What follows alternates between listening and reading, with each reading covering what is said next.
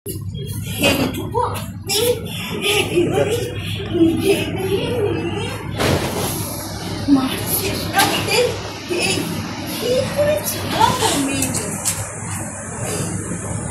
কিন্তু এখানে ভাষাটা কি ঠিক হলো? যদি কেউ কিছু ভাবে, আবার অন্য কিছু ভাবতে পারে, ও তো ঢুকতেই দেবে না। আমি তো এখানে একটু বসি,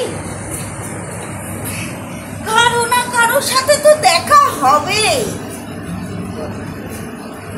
কিন্তু কথা বলবে না, না বললে না বলবে।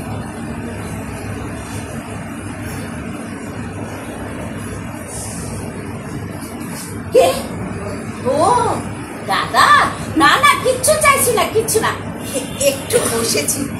দেখছেন না কেমন রোদ, বড্ড গরম, কষ্ট হচ্ছিল তাই। কি আশ্চর্য, বলছি তো চলে যাচ্ছি। আরে হাত ধরে পাচ্ছেন কেন? ছাড়ুন ছাড়ুন বলছি। আপনি কি ধরনের ভদ্রলোক বলুন তো? কথা বুঝতে চাইছেন না? বলছি তো এক্ষুনি চলে যাবো। হ্যাঁ হ্যাঁ যাচ্ছি যাচ্ছি। কি হচ্ছে? কি কি হচ্ছে? কি গায়ে হাত দেবে না, গায়ে হাত দেবে না বলছি। আপনার লজ্জা করে না একজন মহিলার গায়ে এইভাবে ধাক্কা দিতে? কি ভেবেছে আমি চোর? দেখা ছেলে তারা এই যে দিদি ভাইরা দেখুন, ওই দারোয়ান লোকটি তখন থেকে আমায় অপমান করে চলেছে। এইখানে একটু বসেছি বলে অকথা কথা গায়ে পর্যন্ত হাত।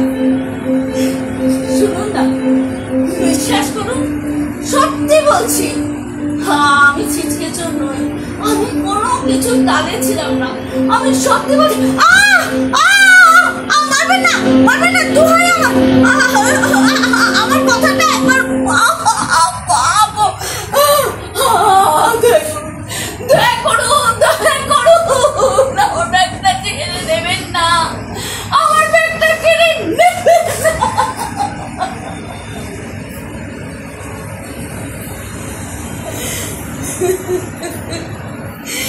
কেউ আমার কথা শুনছে না, কতবার বলছি আমি চোর নই, চোর নই, তো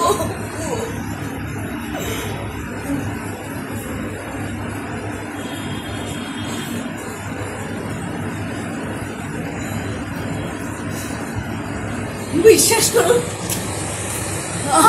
আমি এই ঘোষ পাড়ারই মেয়ে, দুধ বিক্রি করে ওই রেল প্ল্যাটফর্মে ডেলি প্যাসেঞ্জারকে জিজ্ঞেস করে ওরা সবাই আমাকে চেনে। আপনারও তো ওই পথেই আসেন, কোনোদিন দেখেননি আমাকে, চোখে পড়েনি। হ্যাঁ, কি করে চোখে পড়বে? কি বলছে? কি বলছে? আপনি দেখেছেন? মনে হচ্ছে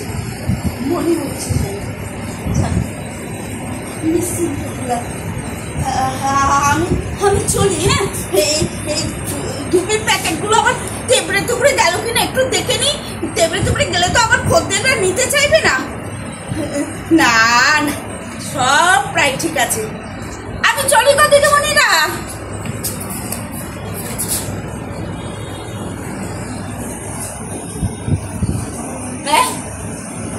কি বলছেন? আমি কেন এখানে এসেছিলাম?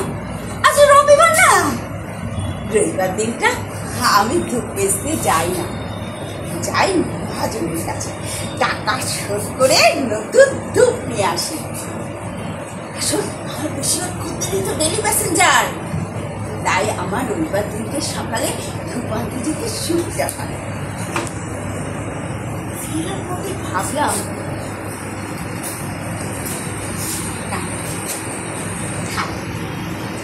আমার ভাবনা শুনে আপনাদের কি লাভ? আপনারা সুখে থাকুন, আনন্দে থাকুন। হ্যাঁ, আমি চলি। হলো? কি হলো? ও, আমি চলে গেলে ভাববেন আপনাদের উপর রাগ করে চলে যাচ্ছি। আপনাদের উপর রাগ? না না, কখনোই না। আচ্ছা, আপনাদের কি দোষ বলুন তো? আজকাল তো সব হচ্ছে, আপনাদের উপর আমার কোনো রাগ। বিশ্বাস হচ্ছে না? বিশ্বাস হবে যদি প্রাণ খুলে আপনাদের বলি কেন আমি এখানে এসেছিলাম। হ্যাঁ, তো সময় কি আপনাদের হবে? হবে? বেশ, তবে শুনুন।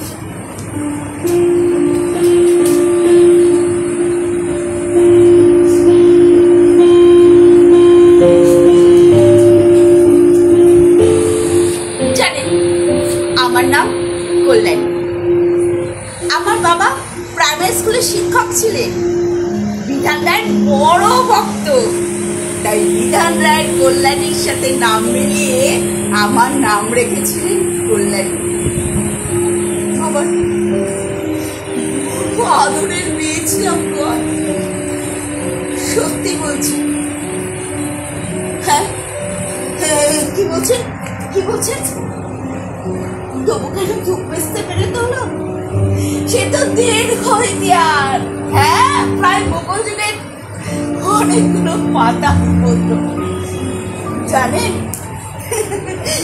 ছোটবেলাটা না আমার খুব মজায় কেটেছে। ছোট ছোট হাত পায়ে ছোট ছোট ফ্রক পরে ওই এক্কা দক্কা খেলার দিনগুলো বড় মনোময় ছিল গো দিদি, বড় মনোময় ছিল। মাছ দুবেলা জুটতো না, কিন্তু দুটো ভাত বেলা হতোই। সন্ধেবেলায় তেলের প্রদীপ জেলে ছোট্ট জলচৌকির উপরে বসানো ছোট্ট গোপালের সামনে মা বসে পুজো করতে। আমি আর দাদা পাশে চুপটি করে বসে থাকতাম।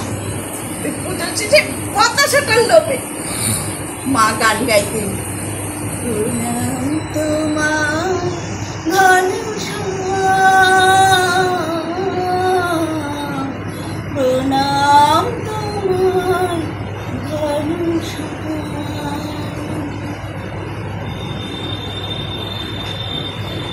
বাবাকে খুব একটা পুজো করে দেখতাম না, হয়তো বিশ্বাস ছিল না, কিন্তু বাজে বাজে না গুনগুন গুনগুন করে গান গাইতো।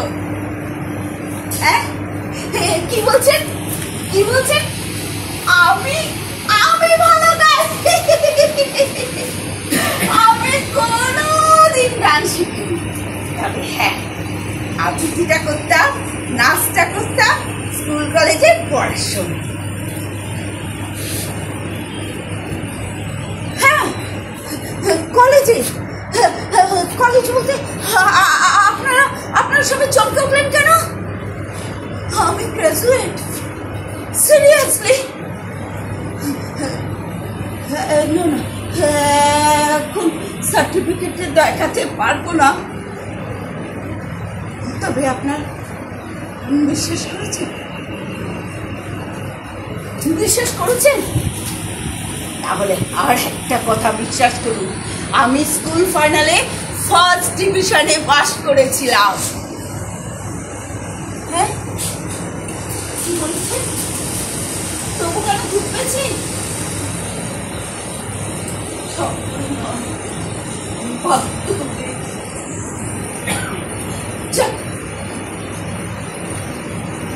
ওসব ছেড়ে দিন। আমি মনে হচ্ছে ওইখানে একটু বসি। হ্যাঁ, বসি। যেটা বলছিলাম, আবৃত্তিটা করতে পারতাম, নাচটা করতে পারতাম। স্কুল কলেজে পড়ার সময় অনেক প্রতিযোগিতায় আমি পুরস্কারও পেয়েছি। তবে সবচেয়ে ভালো লাগতো না নাটক করতে। আমি তখন খুব ছোট ছোট ছোট মানে মানে ওই ধরুন আমার বয়স এই 4.5-5। তখন আমাদের পাড়ায় ডাকঘর নাটক হয়েছিল, আর আমি সুধার পাঠ করেছিলাম। ওই যে সেই আমি সুধা শশী মালিনীর মেয়ে, মনে পড়ে? ওই ডাকঘর নাটকের শেষ সংলাপ ছিল আমার, অমলকে বলে দিও তোমার সুধা তোমাকে বলেনি। জানে এই শেষ সংলাপটা আমি নাকি ভীষণ ভীষণ ভালো বলেছিলাম, তাই সবাই আমাকে কতদিন পর্যন্ত সুধা সুধা সুধা বলে ডাকতো, বড় বয়সেও ডাকতো। তারপর অনেক নাটক করেছি ওই গ্রুপ থিয়েটারে সুনিতাদের দলে, কিন্তু এখন না পেরে উঠি না। ওদের সাথে ঘুরতে গেলে রাতে বাড়ি ফেরা যায় না, মা একা থাকে, ব্যবসাটারও অনেক ক্ষতি হয়ে যায়। মাঝে যায় নাটক করে তো পয়সা রোজগার হয় না, ওরা কোথেকে টাকা দেবে বলুন তো? বরঞ্চ ওদের কিছু টাকা দিলে ভালো হয়। হ্যাঁ, কি বলছেন? টিভি সিরিয়ালে চান্স? হ্যাঁ, সেও 2-4টে সুনিতা ধরিয়ে দিয়েছিলেন।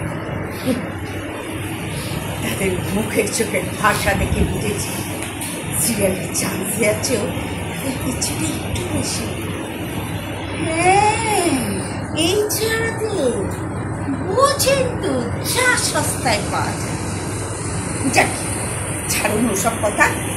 যে কথাটা আপনাদের বলবো বলছিলাম সেটা হচ্ছে, আমি যদি এখন সত্যি কোনো পার্মানেন্ট একটা রোজগার হয় না আমার, আমি এই গ্রুপ থিয়েটারটা করবো ওই সুনিতাদের দলে মন প্রাণ দিয়ে। গ্রুপ থিয়েটার, কি অদ্ভুত নামটা, তাই না? বুকের ভিতর কেমন দোলা দেয়। মফস্বলী বাঁশে বাঁধা স্টেজ, সামনে শয়ে শয়ে কালো মাথা, তার মাঝখান দিয়ে আমার কানের বাসা হারিয়ে গেছে ওই ঘোড়া জালে। দেখো পুকুরের সূর্য লাল হলো ওই পশ্চিমে ঢালে। অথবা ধরুন সেই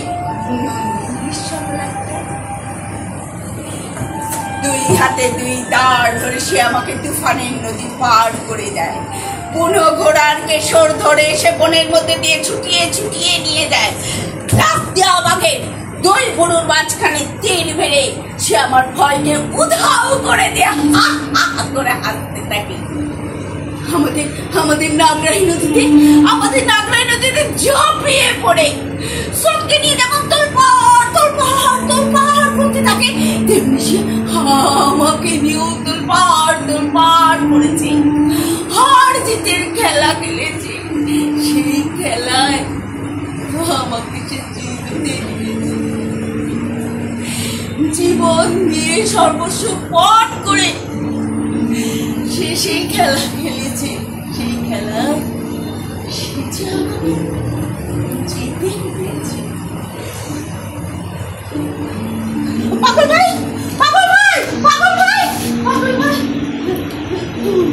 তুমি ছিলে তার মধ্যে।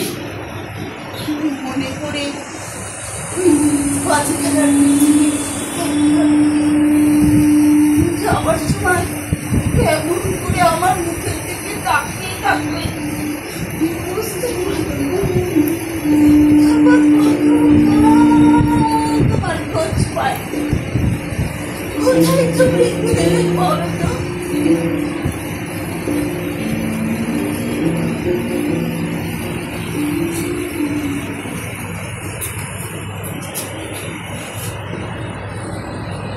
জানেন, উচ্চ মাধ্যমিকটা না আমার ফার্স্ট ডিভিশন হলো না, কিছু অনার্সটাও হলো না।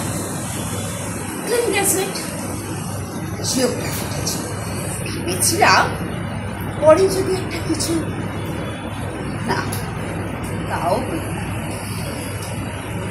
কলেজে পড়তে পড়তেই বাবা বিনা নোটিশে চলে গেল। কোথায় যায় প্রিয়জনেরা না বলে না কয়ে একটি দিনের জন্য, একটি পাহাড়ের জন্য কখনো বাবা বুঝতে দেননি যে তার শরীরটা একেবারে শূন্য হয়ে গেছে। আমাদের সংসারটা একেবারে শূন্য হয়ে গেল, সব শেষ। যেহেতু বাবার পাড়ায় একটা সুনাম ছিল, তাই দাদা বাবার চাকরিটা পেয়ে গেল। লোকাল পার্টির চেষ্টায় খুব তাড়াতাড়ি করে বছর না পেরোতেই দাদা বিয়েটা সেরে ফেলল। আর কি করবে বলুন, আমার মতন একটা মেয়ে যে বসে আছে এক বেকারের আশায়, কখন জুটবে একটা কাজ। কিন্তু মুশকিলটা কি হলো জানেন? মুশকিলটা হলো মায়ের সাথে বউটি বললো না, কেন জানি সেও মানলো না, মাও না। তারপরে নতুন বাড়ি, লোন, বৌদির বায়না, এইসব মেটাতে মেটাতে দাদার হাতে সত্যি কোনো টাকা থাকে না। সত্যি সত্যি বলছি, দাদার হাতে কোনো টাকা থাকে না। আর থাকে না বলেই তো ওই 1 নম্বর প্ল্যাটফর্মে চায়ের দোকানের পাশে ধূপতে দাঁড়িয়ে থাকে আপনাদের কল্যাণী। বিধান রায়ের কল্যাণীর সাথে নাম মিলিয়ে বাবা যার নাম রেখেছিল কল্যাণী।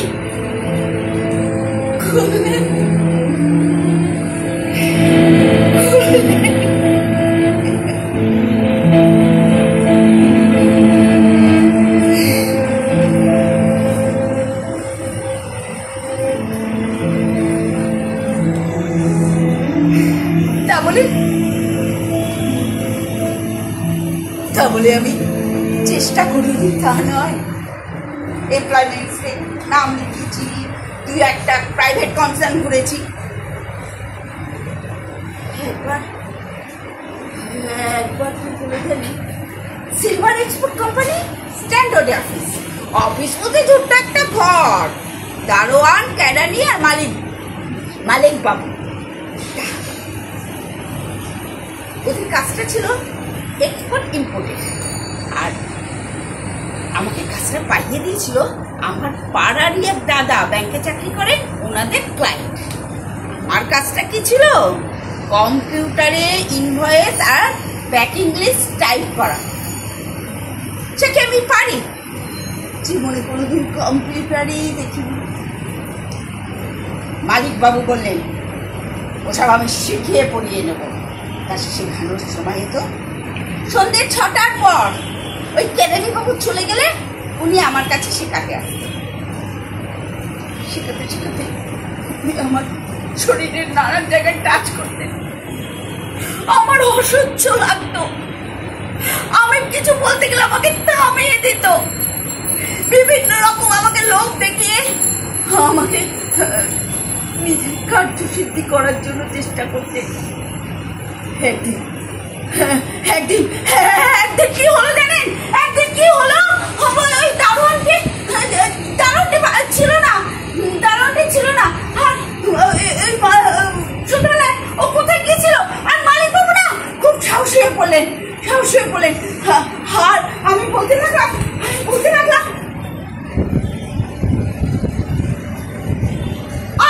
কি হচ্ছে কি, ছাড়ুন না। বলছি না আমার অসুবিধা হচ্ছে, আপনি কি বুঝতে পারলেন না আমার অসুবিধা হচ্ছে?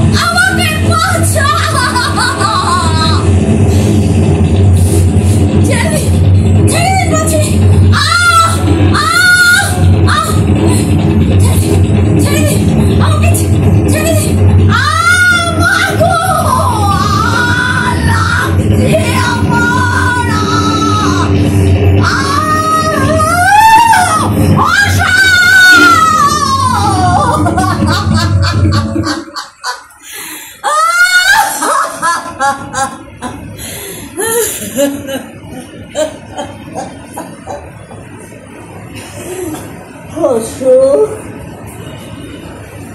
অশোক, অশোক, তুমি তুমি ভালো এসেছো। তুমি তুমি ঠিক সময় এসেছিলে বলে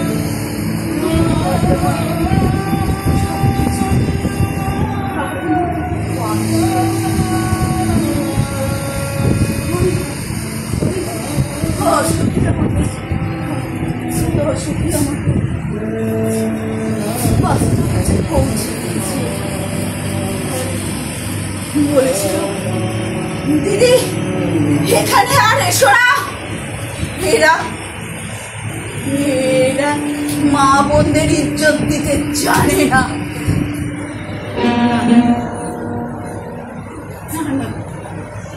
আর তারপর থেকে ওই পথ আর আমি মারাইনি।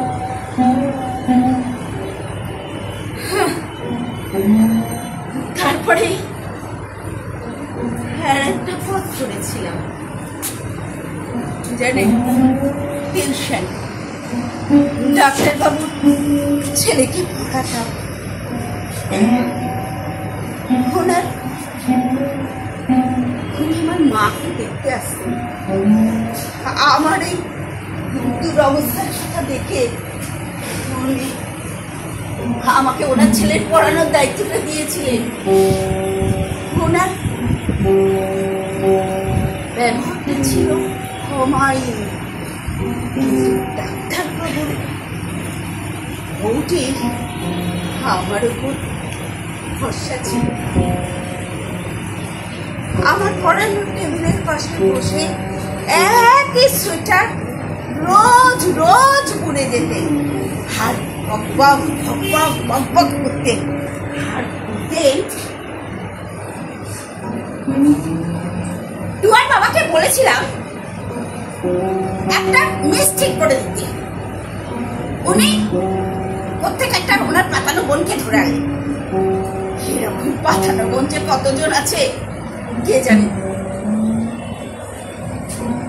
আমি কর্ণপাত করতাম না, কিন্তু করবাম। ফার্স্ট টাইমের রেজাল্ট ছেলেটার র্যাঙ্ক পর্যন্ত। উনি বলেন, আমি যদি পড়াতাম তাহলে কিছু অনেক বেটার রেজাল্ট হতো। তখনই বলেছিলাম ছাগল দিয়ে কখনো লাঙল চাষ হয় না। শোনো, তোমার বোনকে বলে দেবে কাল থেকে যেন আমার ছেলেটার মাথা খেতে আর না আসে। ঠিক সময় প্রতি মাসে টাকা পৌঁছে যাবে।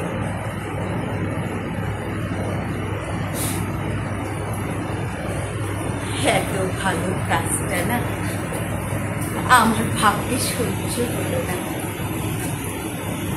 তারপর একদিন স্টেশনে দাঁড়িয়ে আছি, পেছন থেকে কি যেন আমাকে জড়িয়ে ধরল। আমি ঘুরে দেখি টুয়া। টুয়া, তুই ভালো আছিস বাবা? তুই ভালো আছিস? পেছন থেকে ওর মা গম্ভীর গলায় বলল, চলে এসো টুয়া, আমাদের দেরি হয়ে যাচ্ছে। আমার কাছে সে কি বললো জানেন? শেষে স্টেশন প্ল্যাটফর্মে যেন উনি আমাকে কোনো বেশ্যালয় থেকে আবিষ্কার করে ফেলেছে। এই টিউশনটা চলে যাবার পরপরই ভেবেছিলাম এই ধূপের ব্যবসাটা ধরব। এই কয়েক মাস ধৈর্য ধরছিলাম, কিন্তু কয়েক মাস আগে মায়ের এমন শরীর খারাপ করলো সন্ধ্যেবেলায়। আমার কিছু করার নেই, অথচ হাতে একটা আমার টাকা নিয়ে আমি কি করবো? আমি নিরুপায় হয়ে গেছি। তখন ছুটে কি করবো, ছুটে দাদার কাছে গেলাম। বিশ্বাস করুন, ভিতরে আমি দাদার গলার আওয়াজ পাচ্ছিলাম। আপনারা বিশ্বাস করুন, চিৎকার করে ডাকলাম, দাদা দাদা দাদা। থেকে বৌদি বলল আবার এসেছি জ্বালাতে, সময়ও পায় না। কি ব্যাপার তুমি? দাদা তো বাড়িতে নেই। বৌদি, মায়ের শরীরটা খুব খারাপ করছে, দাদাকে একবার ডেকে দেবে। মার দই দিয়ে কত কাজ চালাবে? এইভাবে লোকটাকে দিদার দাদাকে তোমাদের খুব ভালো লাগে না? আমি আসতে চাই, কিন্তু মা যাও, অনেক হয়েছে, ওতে আর সুবিধা করতে পারবো। এখন এসো তুমি। দাদা বৌদির পয়সায় অনেক অন্ন ধ্বংস করেছো, এবার ক্ষমা দাও।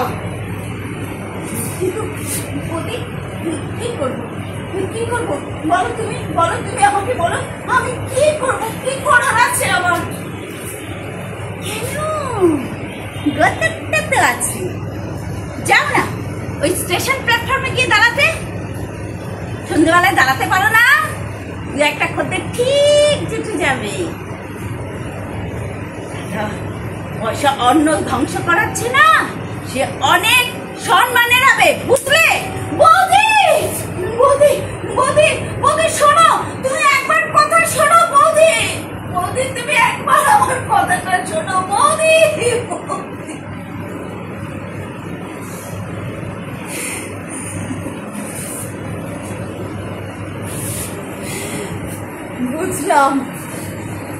বুঝলাম দাদা, ঘরের দরজাটা আমার মুখের উপর চিরকালে কি বন্ধ হয়ে গেল। আর হ্যাঁ, তারপর থেকেই আমি ওই ধূপ হাতে স্টেশন প্ল্যাটফর্মে দাঁড়াচ্ছি। দু একটা ধূপ বিক্রি হয় ঠিক, সত্যি অন্যের অন্ন ধ্বংস করাচ্ছে অনেক সম্মানের। হ্যাঁ, চলে যায়, কোন রকমে চলে যায়। এই পাড়ার লোকেরাও তো দু একটা নেয়। এই দেখুন, আমার ব্যাগে কত ধূপ আছে, গোলাপ, চামেলি, চন্দন। এই দেখুন না, কত ধূপ আছে। এই দেখুন, চন্দন, গোলাপি, চন্দন। এই যা যা যা যা যা, এই যা যা যা, এটা পড়ে গেল, এটা পড়ে গেল। না না, এটা আপনাদের দেখার কিছু নয়, এটা আপনাদের দেখার কিছু নয়। হ্যাঁ, কি বলছেন? এটা সচিনের? না না, এটা সচিনের ছবি নয়। হ্যাঁ, কি বলছেন? এটা শাহরুখ খানের? না না, এটা শাহরুখ খানের ছবি নয়। এটা এটা এটা কার ছবি? এটা এটা এটা বিধান রায়ের ছবি। এই কাগজটা মুড়িয়ে কতগুলো তো মুড়িয়ে আমাকে ওই মহাজন দিয়েছিল। আমি কাগজটা কেটে না এই ব্যাগের মধ্যে রেখেছি, এই ব্যাগের মধ্যে। আসলে বাবা শ্রদ্ধা করতো, ওরা বোন ওনার কথা বলতে। আর আমার নামটাও ঠিক করলেন। কি করবো, কার ছবি নিয়ে ঘুরবো? কি বলছেন? লাভার আমার? ভ্যালেন্টাইন ডেতে কি উপহার দেব? ধূপকাঠি।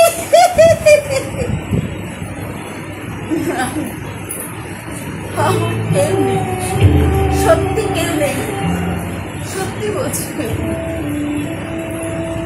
আচ্ছা, আপনারা এই ধূপালির কখনো প্রেমিক থাকে?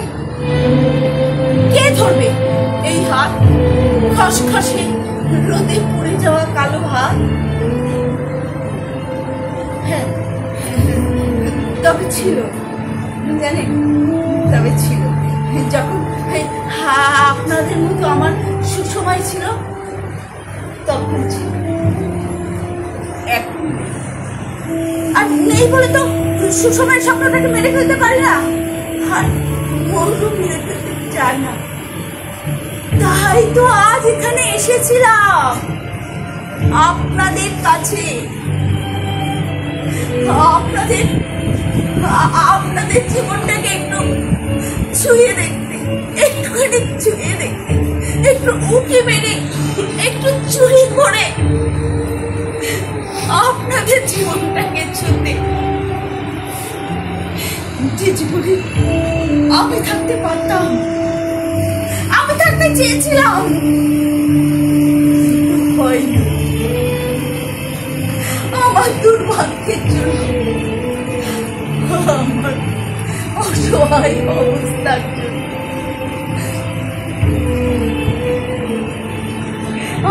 আমি চলি।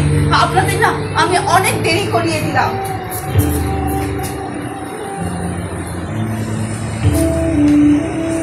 না না না না না না না না, আপনাদের আজকে আমার কাছ থেকে দুধ কিনতে হবে না। বিশ্বাস করুন, আমি আজকে দুধ কিনতে আসিনি, সত্যি বলছি, আমি আজকে দুধ বেচতে আসিনি। এই যে এতক্ষণ ধরে আপনাদের সাথে কথা বলে, এই কথাবার্তায় যে বেচা কিনা হলো, তাতে যে লাভ হলো, সেই লাভ ভাবিয়ে আমার আর বাদ বাকি দিনগুলো চলে যাবে।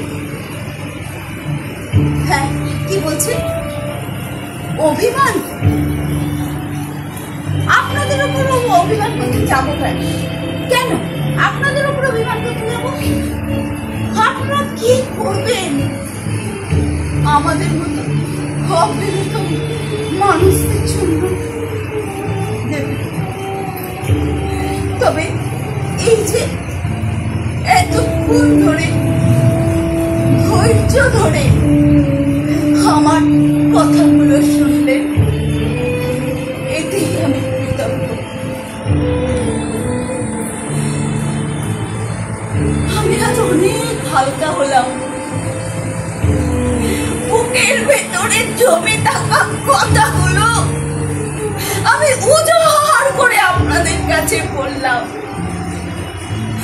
আমার মতো কল্যাণী সমাজে অনেক আছে যারা জীবনে অনেক স্বপ্ন দেখেছিল, কিন্তু সমাজ তাদের মাথা তুলে দাঁড়াতে দেয়নি।